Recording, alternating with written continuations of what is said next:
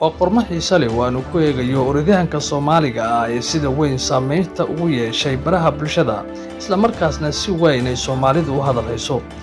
Ninkan aan ka hadlayo waa Bashiir Badri Cabdi oo ku guuleystay biladda labaad ee orodka dheer ee maraatoonka xilli uu ka qayb galayay tartanka ciyaaraha Olombikada adduunka ee ka soconaya dalka Faransiiska.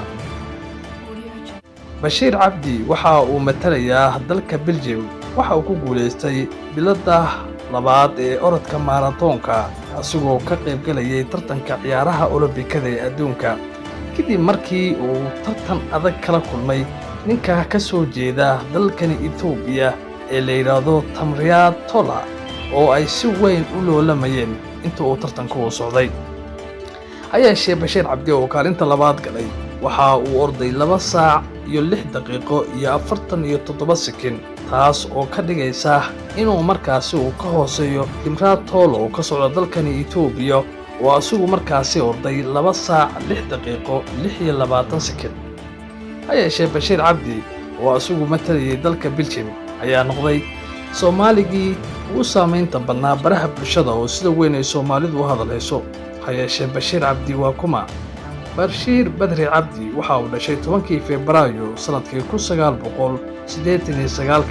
waa 35 jir haysta dhalashada dalka Belgium. waxa uu ku guuleystay intuu ka qayb galayay ciyaarahan uu matalayay dalka Belgium ciyaarihii Olombikada ee Tokyo ee 2020 oo xilligaas uu galay kaalinta saddexaad isla markaasna uu qaatay biladda bronze loo yaqaano ama Marta.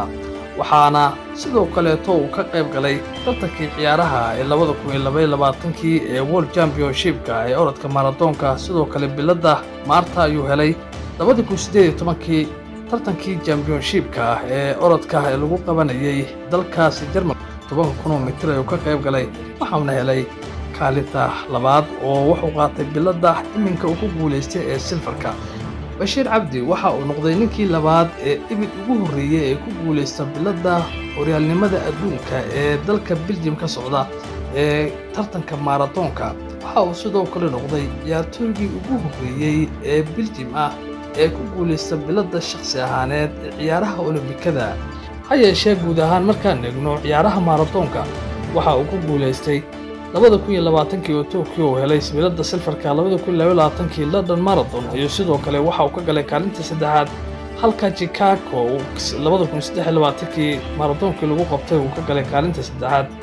2020 Tokyo Marathon ayuu ka galay kaalinta labaad halka 2022 uu ka galay London Marathon kaalinta saddexaad ee markaasi Marta. haddaba guusha Bashiir Cabdi waxa ay soo dedejisay inay Soomaali badan siyaabo kala duwan ay baraha uga hadalhayaan iyagoo dadku ay siyaabo kala duwan uga hadlayaan.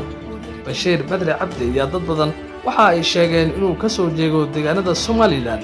halka kuwa kalena ay ku doodayaan inuu ka soo jeedo dowlad deegaanka Soomaalida. haddaba Cabdullaahi Maxamed Cabdi oo sheegtay inuu yahay ehelkiisa waxa uu sheegay in Bashiir Cabdi oo asugu markaasi ah orodyahankani aadka ay u hadaleyso Soomaalidu uu ku dhashay degmada Dhagax Buur ee gobolka Jarar gaar ahaan qabalaha la yiraahdo Qolonqole 10 Febraayo sanadkii 1989. waa nin walaalkay weeyaan waxa la yiraahdaa magaciisa Bashiir Badri Cabdi baa la yiraahdaa wuxuu ka soo jeedaa gobolka Jarar buu ka soo jeedaa degmada Dhagax Buur qabalaha meesha la yiraahdo Qolonqol ayuu ku dhashay. yarantiisii asal ahaan meeshuu ka soo jeedo uu ku dhashay waa halkaas isagoo yarba waddanka laga kaxeeyay oo uu ka tagay waddanka. yarantiisii